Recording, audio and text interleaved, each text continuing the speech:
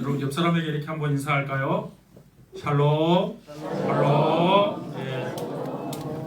예, 발음을 좀 부드럽게 하세요. 샬롬. 다시 한번 뒷사람 보고 다시 한번 축복 기도합니다. 샬롬. 예, 샬롬. 예, 축복으로 예, 인사하시죠. 발음이 세면 좀 안 좋아요. 예, 샬롬. 샬롬의 은혜가 우리 모든 가정 속에 흘러 넘쳐나기를 축복합니다. 오늘 제목을 보시면 결혼 새 출발의 의미, 이렇게 제가 제목을 정했습니다. 저번 주 그 제목 여러분 혹시 생각나십니까? 성경적 결혼의 의미였어요. 저번 말씀과 이렇게 자연스럽게 연결이 돼요. 그리고 우리는 가정에서 부모님으로부터 많은 사랑과 또한 채움과 또 도움을 받고 보살핌을 받기도 하지만 또 상처를 받기도 해요. 여러분 가정은 그래서 사랑과 상처가 동시에 있는 기관이에요. 가정에서 사랑만 받으면 좋을 텐데 왜 사랑만 받지 못하고 가정에서 상처를 받을까? 그것은 우리가 잘 아는 것처럼 우리의 첫 번째 조상이었던 아담이 범죄한 이후에 우리 모두는 다 죄성을 갖고 태어났기 때문에 그래요. 그래서 우리는 연약하고 부족하기 때문에 서로가 서로에게 상처를 주고 받을 수밖에 없어요. 여러분 이 세상의 가정은 단 한 가정도 완벽한 가정이 없습니다. 왜냐하면 우리 모두가 다 죄인이기 때문입니다. 죄로 말미암아 우리의 가정이 어스러지고 아픔과 상처로 가득 차 있지만 하나님께서 원래 가정을 만드실 때는 천국과 같은 곳으로 가정을 만드셨어요. 근데 천국과 같은 그곳에 죄가 들어오니까 다시 하나님이 원래 만드신 목적으로 회복하지 않으면 지옥과 같이 변해버리는 것이 가정이에요. 그리고 그런 말 있잖아요. 산이 높으면 골이 깊다, 그런 말 있잖아요. 그러니까 천국과 같은 곳이 우리가 잘 가꾸지 못하면 지옥과 같은 곳으로 변한다는 사실이에요. 결혼을 우리가 흔히들 새 출발이라고 말합니다. 제가 4월 마지막 주 토요일 날 주례를 했는데요. 사회자가 딱 마지막에 그러는 거예요. 새로운 출발을 하는 신랑 신부를 격려하는 의미로 이제 축하의 박수, 격려의 박수 부탁드립니다. 그러면서 새 출발 그러더라고요. 제가 생각해서 주례 끝나고 나서 제가 딱 앉아 있다가 사회자가 새 출발이라는 의미를 제대로 알고 저 말을 할까 그 생각을 해봤어요. 그리고 새 출발 그러면 새로운 가정을 꾸미는 것을 새 출발이라고 말하지 않아요. 새 출발이라는 말은 원 가정에서 우리가 부정적인 영향을 받거든요. 그러니까 상처를 받는 그곳에서 벗어남을 말하는 거예요. 우리 모두는 다 원 가정에서 부정적인 영향 아래에 태어났어요. 그리고 상처를 주고 받았어요. 그러니까 새 출발이라는 의미는 그 상처로부터 벗어나는 것을 말하는 거예요. 여러분 제가 저번 주 설교할 때 성경적 결혼의 의미, 그래서 가장 중요한 것은 부모로부터 떠나는 것이라 그랬죠. 그래서 영적으로, 정서적으로, 경제적으로, 육체적으로 떠날 뿐만 아니라 또 중요한 떠남이 있다 그랬어요. 가정의 상처로부터 떠나나와야 된다 그랬어요. 새 출발의 의미는 원 가정의 상처로부터 떠나나오는 것이에요. 부정적인 영향에서 벗어나는 것은 상처를 치유받고 하나님의 형상을 회복하는 것을 말씀합니다. 내가 가정에서 자라면서 받은 상처들이 치유받지 못하고 그대로 남아있다면 우리는 또 다른 사람에게 상처를 주게 됩니다. 가정에서 그렇고요. 교회 공동체에서도 그렇고 내가 일하는 직장에서도 내가 상처를 주는 사람이 될 수 있어요. 여러분 하나님께서는 우리 가정과 우리 교회의 공동체가 하나님의 상처에 하나님으로부터 우리가 상처를 회복받고 치유받고 하나님의 아름다운 편지로 쓰임 받기를 하나님은 원하세요.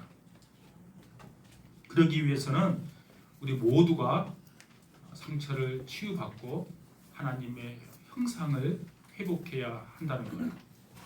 근데 우리 모든 가정은 다 비슷비슷해요. 가정들의 상처가 다 비슷비슷한데 오늘 본문에 보면 우리 가정에 일어나는 그 상처, 상처로 인해서 우리가 나타나는 현상들을 이제 골로새 교인들에게 사도 바울이 지금 편지하고 있어요. 그럼 보세요. 8절, 9절을 보십시오. 우리가 상처로 인해서 나타나는 현상들이에요. 8절, 9절 같이 읽습니다. 시작. 이제는 너희가 이 모든 것을 벗어버리라. 곧 분함과 노여움과 악의와 비방과 너희 입에 부끄러운 말이라. 너희가 서로 거짓말을 하지 말라. 옛사람과 그 행위를 벗어버리고. 아멘. 대부분의 가정에서는 우리가 받는 상처들 크게 두 가지로 나눌 수 있어요. 첫 번째는 우리가 태어나면 가정으로부터 사랑을 받고 채움을 받아야 되거든요. 근데 생애 발달 단계별로 우리가 사랑받고 채움을 받아야 하는데 그것을 받지 못함으로 인한 상처가 있어요. 오늘 본문에 보니까 그것이 뭔가 하면 분함과 노여움으로 나타나요.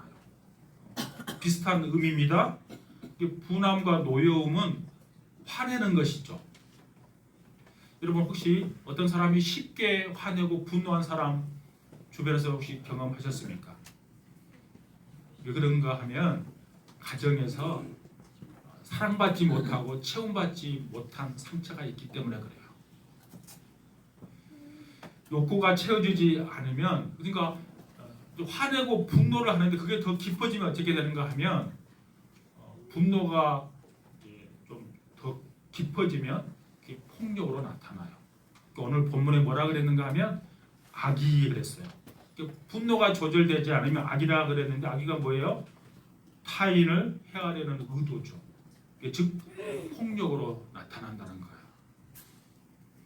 이게 문맥상 그래서 세 단어를 같이 묶어놨어요.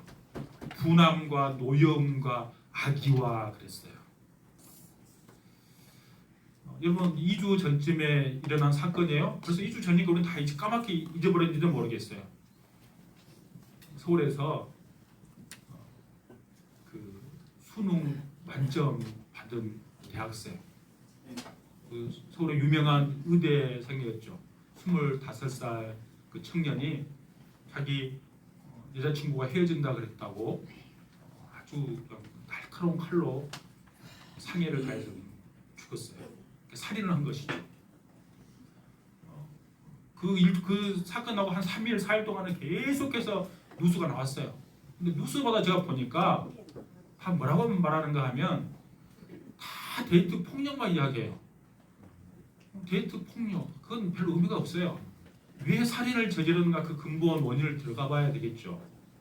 저는 늘 이제 그런 쪽에 관심이 있는 목사니까 그 친구는 가정에서 사랑을 제대로 받지 못하고 공부하는 기계로 길러졌을 가능성이 높아요.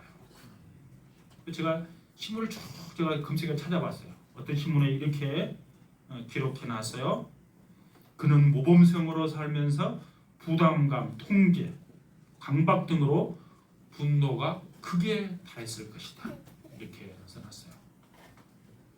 이게 가정에서 사랑받지 못하고 늘 공부하도록 스트레스를 주니까 강박, 분노 이게 가득 차서 분노가 조절이 되지 않으니까 사람을 해치는 데까지 나아가게 되는 것이죠. 분노가 극에 달하면 악이, 즉 다른 사람을 해치는 폭력으로 드러나게 되어 있습니다. 혹시 우리 가족 중에서도 그래서 작은 일에도 화내고 금방 분노하고 심지어는 물건을 던지고 폭력을 행사하는 사람이 있다면 가정에서 마땅히 사랑받아야 하고 채움받아야 할 때 받지 못해서 그러는 거예요. 결혼을 새 출발이라는 의미는 그래서 65억 인구 중에서 가장 사랑하는 사람을 부부로 맺어줬잖아요. 뭔가 하면 원 가정에서 받지 못한 사랑을 부부끼리 서로 사랑하고 인정해주고 그 사랑을 받도록 하는 함이에요. 그렇게 해야 치유가 되기 때문에 그러는 거예요. 새 출발을 얻는 그런 의미를 갖고 있는 거예요. 여러분 가족 치료할 때 상담사들은 보통 가족력을 그리라 그럽니다. 가족력을 쫙 그리면 저는 보면 이 사람이 누구에게서 가장 상처를 받았는지 금방 알 수 있어요. 그거 가지고 상처를 치유하는 과정을 밟기도 해요. 근데 생애 주기별로 가장 상처를 많이 주는 사람이 누군가 하면 사실은 부모들이에요. 그러기 있잖아요. 가정의 권위자로부터 상처를 받기 때문에 마땅히 사랑받아야 되는데 사랑받지 못하고 체험받지 못함으로 오는 상처, 분노하고 화내고 그게 심해지면 악이 폭력으로 나타난다는 사실입니다. 이게 우리에게 있는 상처들이에요. 두 번째 상처는 어떤 상처가 있는가 하면 원 가정으로부터 내가 늘 무시당하고 인정받지 못하고 또한 형제들끼리 비교당함으로 오는 상처가 있어요. 그 상처들이 어떻게 드러나는가 하면 보세요. 8절 후반절에 보시면 비방과 너희 입에 부끄러운 말이라. 9절에 보시면 너희가 서로 거짓말을 하지 말라 그랬어요. 비방은 타인을 향한 중상모략이죠. 부끄러운 말은 딱 신약 성경에 딱 한 번 나오는 단어예요. 한 번 나오는데 이게 무슨 말인가 하면 비난이에요. 비난, 비방 비슷해요. 그리고 거짓말이 뭐예요? 사실이나 진리를 왜곡시키는 것이 거짓말이죠. 그러니까 비방, 부끄러운 말, 거짓말 모두 말과 관련이 돼 있어요. 그리고 왜 사람이 비방하고 거짓말을 합니까? 그것은 인정받고자 하는 욕구 때문에 그러는 거예요. 온 가정에서 내가 늘 무시당하고 인정받지 못하고 비교당해서 자랐기 때문에 내 심령 깊은 곳에 내 심리 속에 늘 타인으로부터 인정받고자 하는 욕구가 강하게 자리 잡아요.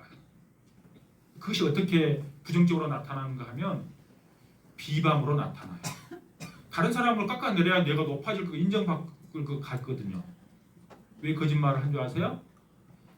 나를 잘 포장해야 그 사람으로부터 내가 인정받을 것 같기 때문에 거짓말을 하는 거예요. 가정의 상처로부터 다 오는 거예요. 우리가 가정에서 자랄 때 권위자, 대표적인 부모님이겠죠. 부모님으로부터 늘 무시당하고 인정받지 못하고 비교당하면 우리에게 열등감이 딱 자리 잡고 있는데 그것은 끊임없이 타인으로부터 인정받고자 하는 욕구로 강하게 자리 잡아요. 그게 심해지니까 다른 사람을 비방해서 깎아내리고 나를 높이려고 하고 없는 걸 포장해서 나를 높이려고 하는 거짓말을 하게 되는 것이죠. 여러분 가정에서 계속해서 상대방을 한번 비방하고 비난해 보세요. 거짓말해 보세요. 그러면 하나님께서 창조한 가정의 천국과도 같은 가정이 지옥같이 변해버릴 거예요. 그런데 우리가 기억해야 할 거 있습니다. 그 어느 누구도 내가 작정하고 결심하고 의도적으로 내가 비방하고 거짓말하는 사람은 없어요. 여러분 혹시 그런 사람이 있다면 그렇지 않아요. 근데 그 비방하고 거짓말하는 것은 그냥 나도 모르게 내 무의식 속에서 솟아나는 것, 습관적으로 나도 모르게 나오는 거예요. 우리가 받은 상처들은 다 어디에 저장되는가 하면요, 심리학자들은 우리의 무의식 속에 다 저장된다고 이야기해요. 제가 언젠가 한번 말씀드렸죠. 무의식 속에 저장되어 있으면 의식화되지 않으니까 나도 모르게 그게 행동으로 드러나는 거예요. 심리치료에서 중요한 기법 중에 하나가 그거예요. 무의식의 세계를 의식화로 시키는 것이 심리치료 가운데 하나가 있어요. 그런가 하면 의식화되면 내가 의식하게 되니까 행동을 안 하게 되거든요. 근데 무의식 영역 속에 내 상처들이 깊이 자리 잡고 있으면 나도 모르게 그게 습관적으로 튀어나오는 거예요. 나에게 있는 상처로 인한 열등감 때문에 상대로부터 끊임없이 인정받고자 하는 욕구 때문에 나오는 거예요. 제가 2007년도부터 한 3년 정도 순천제일대 사회복지학과에서 학생들을 가르쳤는데요. 제가 그때는 이제 직장생활하고 있을 때니까 이제 퇴근하고 야간 때, 그러니까 야간반이 있었어요. 야간 학생들을 제가 가르쳤어요. 저는 사회복지학을 전공하지 한 것이 아니라 상담하고 심리학을 공부했기 때문에 이제 그와 관련된 과목만 가르쳤어요. 그 중에 한 과목이 뭔가 하면 우리 교회 지금 사회복지 전공한 사람 너무 많아요. 다 그러니까 공부하는 거 아시죠? 인간 행동과 사회 환경이라는 과목이 있죠. 이게 심리학과 관련된 대표적인 과목이잖아요. 그 과목을 제가 이제 가르쳤는데 가르칠 때 제가 이제 다 사회복지사로 앞으로 이제 사람을 섬겨야 될 사람들이니까 상처가 있으면 다른 사람에게 상처를 주기 때문에 안 되는 거예요. 제가 다 치유할 수는 없지만 과정이 끝나기 전까지 좀 상처를 치유하면 좋겠다 해서 그 과목에 심리학 사람들이 쭉 나오니까 프로이드부터 쭉 나오잖아요. 그래서 제가 어떤 숙제를 줬는가 하면 에릭 에릭슨의 인간 발달 단계 8단계가 있어요. 그 8단계에 근거해서 내가 지금까지 태어나서 그래서 30살이라면 30살까지 내 발달 단계별로 가장 행복했던 순간, 가장 고통스러웠던 순간 다 적어서 숙제로 내라 그랬어요. 여기 가면 내가 그 사람들 조금이라도 좀 치유하면 좋겠다는 생각이 있었기 때문이에요. 그리고 이제 그 숙제를 잘해야 되기 때문에 제가 중간고사 시험 안 본다 그랬어요. 이걸 중간고사로 대체한다 그랬어요. 열심히 이제 적어서 냈어요. 그리고 이제 중간고사는 발표하는 수업을 하라 그랬어요. 근데 강제상은 아니에요. 그리고 그거 내 상처를 드러내는 거 쉽지 않거든요. 그러니까 발표할 수 있는 범위까지만 하고 발표할 사람만 하라 그랬어요. 발표한 사람은 플러스 알파를 제가 준다 그랬어요.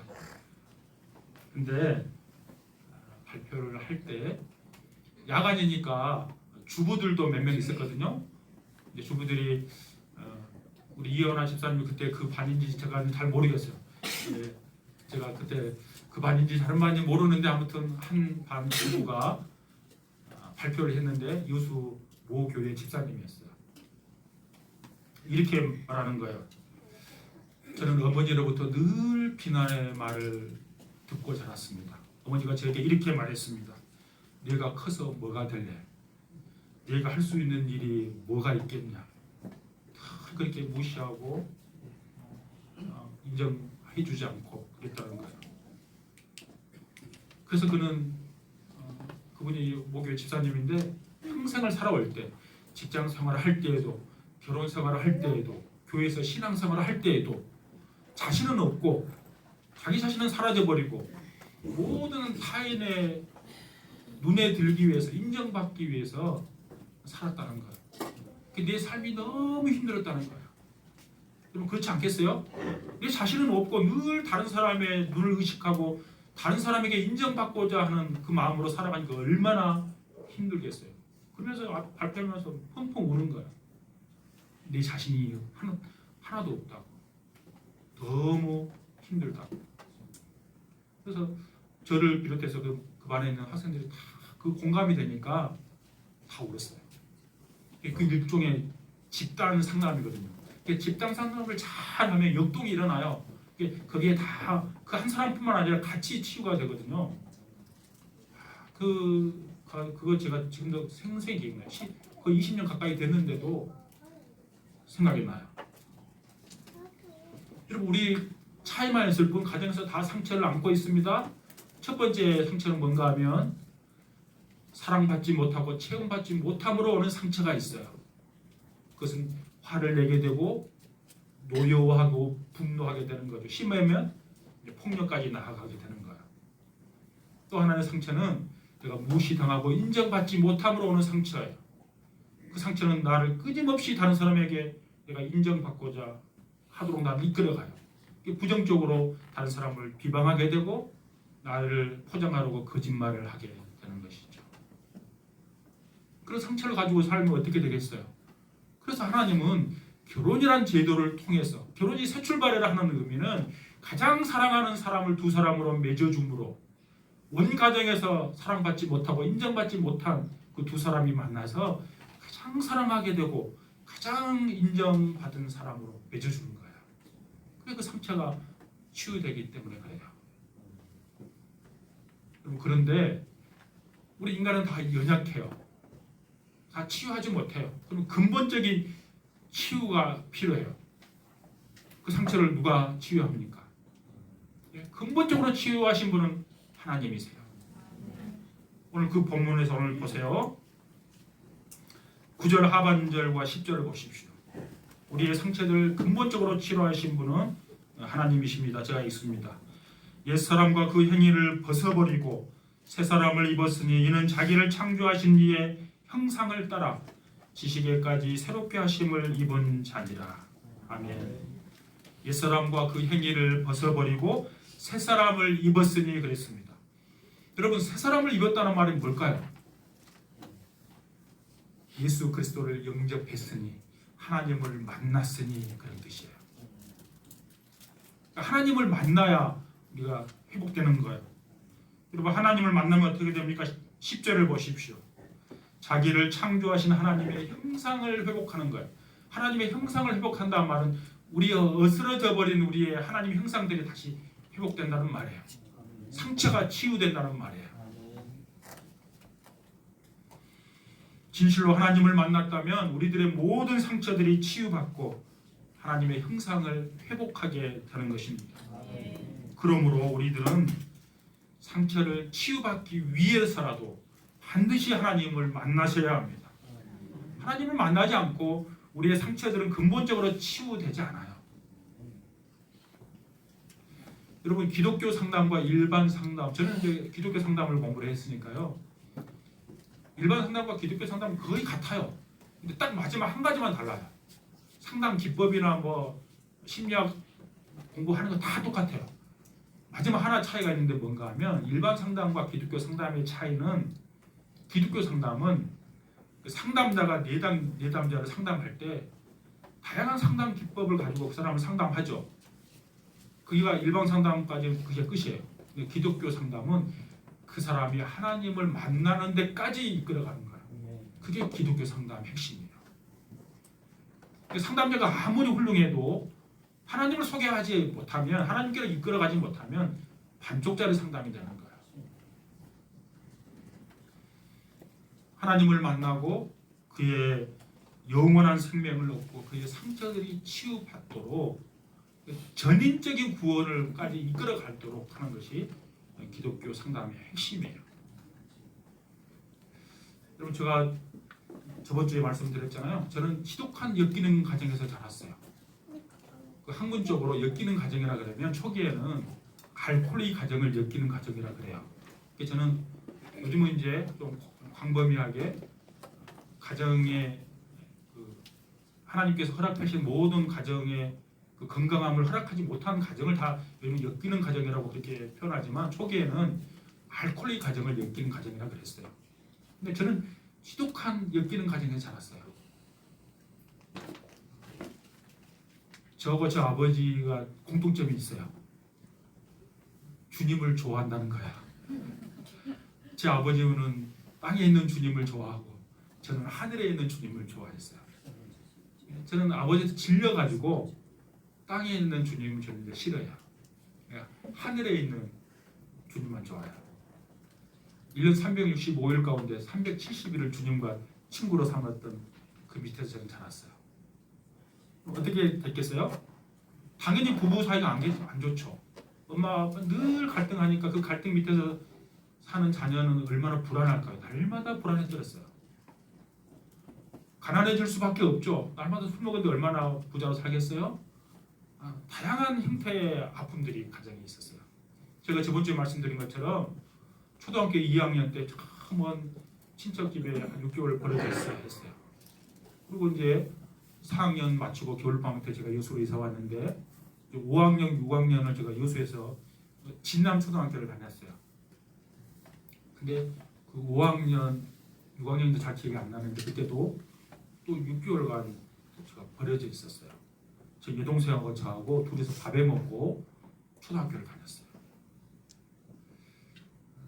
그러니까 생각해 보세요. 가난한 집 쫙 충무동에 그 집 막 판자집 같이 뭐 옛날 말하면 달동네죠. 거기에 방 한 칸. 부엌으로 들어가면 방 하나 있는 거기에서 살았어요. 그러니까 연탄을 떼니까 연탄이 어떻게 돼요? 연탄가스고 나오겠잖아요. 그러니까 저는 이제 보기는 좀 그래도 제가 또렷또렷했어요. 늘 갈 때는 제 그 상처를 감추기 위해서 밝은 표정을 지어야 되거든요. 그러니까 주인 그 아주머니에게 학교 다녀오겠습니다 씩씩하게 속으로는 그 위축되어 있는데 그 감추기 위해서 늘 인사하고 갔어요. 근데 어느 날 제가 인사를 안 하거든요.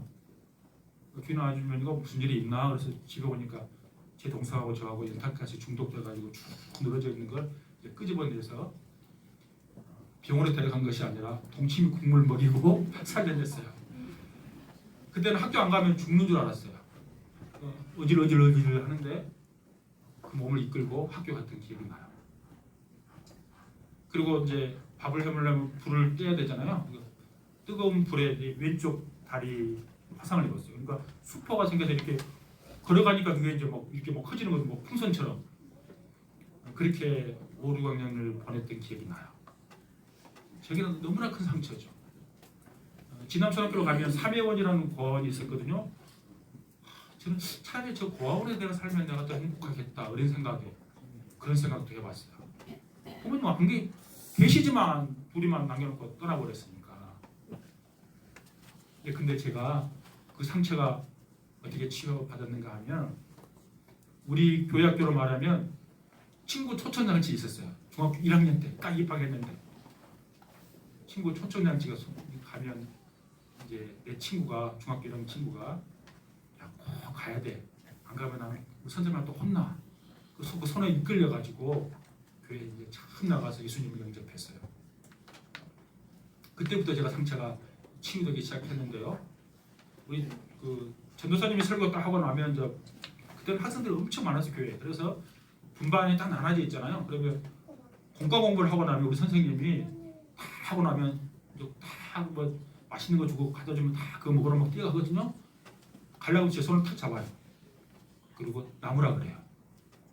그리고 저를 다 끌어안고 때로는 끌어안고 때로는 제 손을 잡고 기도해줘요. 제가 중학교 1학년이고 그 선생님 아들이 초등학교 3, 4학년이었으니까 그 선생님은 30대 중반이고 후반밖에 안 돼요. 여자 선생님입니다. 기도 다 하고 나서 마지막 뭐라고 하는지 아세요? 이렇게 말하는 거예요. 예수님의 이름으로 기도합니다. 그래놓고 하나님이 너를 너무 사랑하신단다 그러는 거예요. 저는 그 말이 내가 좀 위축돼 있고 내가 좀 없어 보이고 막 이래 하니까 나를 좀 위로하는 차원에서 선생님이 그렇게 말씀하신 줄 알았어요. 근데 제가 20대 중반을 넘어갈 때 정말 불덩이같이 찾아오신 하나님을 기도하는 것도 인격적으로 만날 때 그 중학교 1학년 때 그 선생님 저한테 해줬던 말씀 제가 기억하잖아요. 늘 기도할 때마다 했던 그 말씀 그것이 귀로 들린 것이 아니라 내 가슴으로 사랑하는 내 아들아 내가 너를 너무 사랑한다는 그 소리 내 그냥 가슴을 울리는 거야.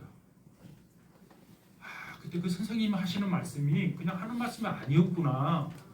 하나님이 정말 사랑한다는 사실을 제가 그때 깨달았어요. 그리고 맨날 며칠 제가 울었어요. 그 눈물을 흘릴 때 내 모든 상처가 다 빠져나오는 것을 느꼈어요.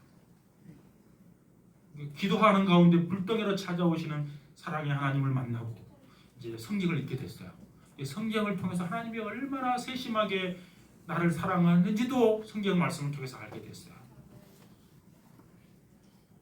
그러니까 선생님을 통해서 상처를 치유받는 것은 일부분이지만 사랑의 하나님을 인격적으로 만남으로 인해서 나의 모든 상처가 거의 다 치유됐어요. 나중에 상담하면 대학원 가서 상담 공부한 것은 그 내가 경험한 것을 그냥 이론적으로 다 그냥 한 것뿐이에요, 사실. 물론 치유된 것도 있지만. 그때 그 하나님을 만나고 나니까 저에게서 가장 많은 상처를 주었던 제 아버지, 주님을 좋아하셨던 그 아버지. 그 아버지가 아들이 무슨 용서가 되겠어요? 용서란 말을 쓸 수 없죠.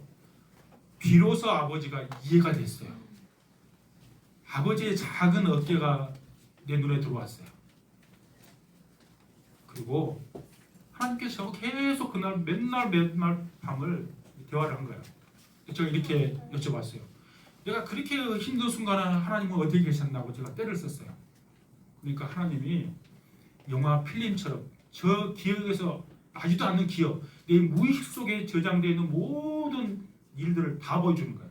처음부터 끝까지. 그러시고는 사랑하는 내 아들아, 내가 너를 너무 사랑한다. 그게 저는 그냥 다 녹아난 거예요. 여러분 상처를 치유받지 못했다면 내가 이거 감추기 위해서 여러분과 말도 못할 것 같아요. 그게 상처로 남아있지 않으니까 이렇게 간증할 수 있는 거죠. 옛날에 이거 다 친구들한테 내 아는 사람들 감추려고 그 하나님 만나기 전까지는 그러고 살았어요. 여러분 나에게 상처가 남아있으면 우리는 하나님의 형상을 회복하지 못합니다. 하나님께서는 우리들이 상처를 치유받고 하나님의 거룩한 형상을 회복하기를 원하십니다. 이제 상처를 주는 사람이 아니라 상처를 치유하는 사람으로 저와 여러분이 쓰임받기를 원하십니다. 결혼, 새 출발의 의미, 원 가정으로부터 받은 상처 치유받기를 원하세요. 1차적으로는 가장 사랑하는 사람을 맺어주셨으니 서로 사랑하고 인정하고 섬김으로 치유받기를 원하세요. 그래야 그 완벽하지 않아요. 나를 창조하시고 나를 이 땅에 보내신 나를 너무나 잘 아시는 그 하나님을 만남으로 그 하나님으로부터 받은 그 사랑으로 말미암아 우리 모두가 치유받기를 원하세요. 그래서 헨리 나우엔이 말했던 것처럼 이제 우리는 상처 입은 치유자의 삶을 살기를 하나님은 원하세요. 저와 여러분이 하나님을 진심으로 만나고 우리의 모든 상처가 회복돼서 주님의 선한 도구로 쓰임받는 저와 여러분 될 수 있기를 축복합니다.